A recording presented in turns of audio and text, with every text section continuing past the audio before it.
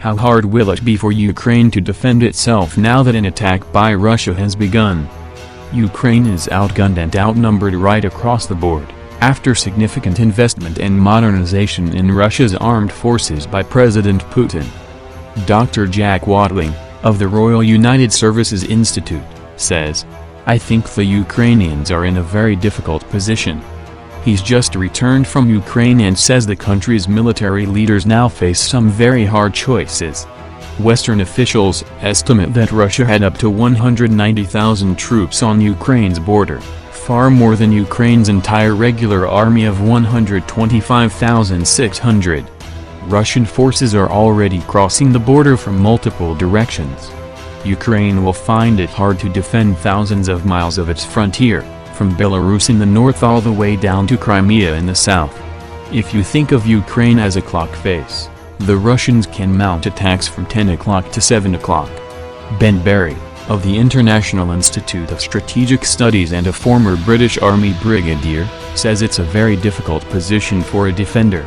Added to that, Ukraine is being threatened in multiple directions and their forces are spread pretty thinly. Jack Watling of the Royal United Services Institute says. But the real disparity between Russian and Ukrainian forces is in the sky. Ukraine has 105 combat aircraft on the border compared with Russia's 300, Mr. Watling says. The Russians, he predicts, will very quickly gain air superiority.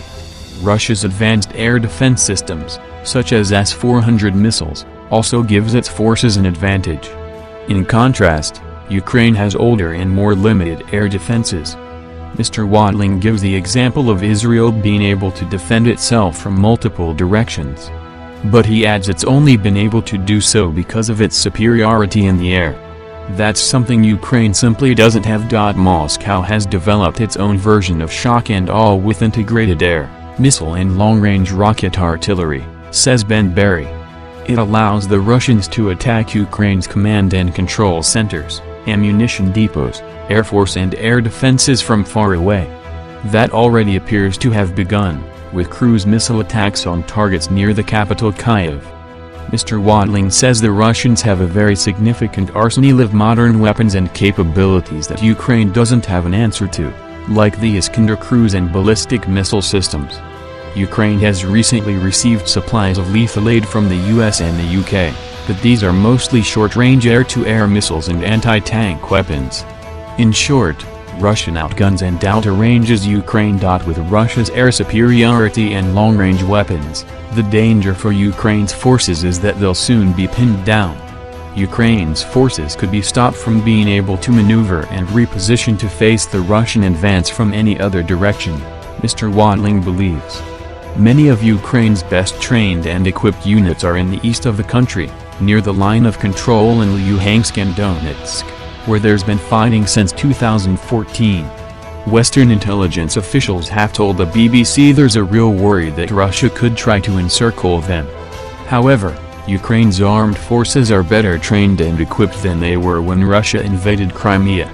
Mr. Barry says units and soldiers have gained useful battle experience from the fight with Russian-backed separatists in the east of the country.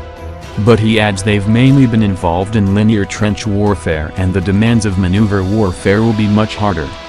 Russia's forces are able to move quickly with mobile rocket and missile launchers and air defenses. Russian troops, too, have been battle-hardened from its invasion of Crimea, and in Syria. If the fighting enters Ukraine's towns and cities, then that might give Ukraine's forces a chance. A well-prepared defender can make urban fighting difficult and bloody for any attacker, as shown in Stalingrad in World War II and more recently in Mosul in Iraq. Ben Barry believes that Russian forces may initially try to bypass towns and cities. But he believes it's very unlikely that the Russians can avoid urban combat, not least in Kyiv given its political significance. Jack Watling says if Ukraine can defend its cities properly, then they might be able to hold out for quite a long time. British-supplied light anti-tank weapons, also known as NLAWs, may help in close combat where Ukrainian forces can move around using the cover of buildings. An unknown number of civilians could also take up arms. Russia cannot just rely on airstrikes and artillery to control towns and cities. But Mr. Watling says Russia already has agents and operatives on the ground. He says there will be subversion and unconventional operations in Kyiv to try and destabilize the government. Russia, he adds, will also try to encircle cities and use long-range artillery to target pockets of resistance and then try to use special forces and agents to essentially murder civil society leaders. Ukraine is now fighting for its survival. It's been engaged in combat with Russian-backed forces in the east for the past 8 years, but the threat is now an existential one for the entire country. Having just visited Ukraine, Mr. Watling says there is a grim determination to survive as a country, but there is a recognition that they are overmatched and that it's going to be exceedingly bloody.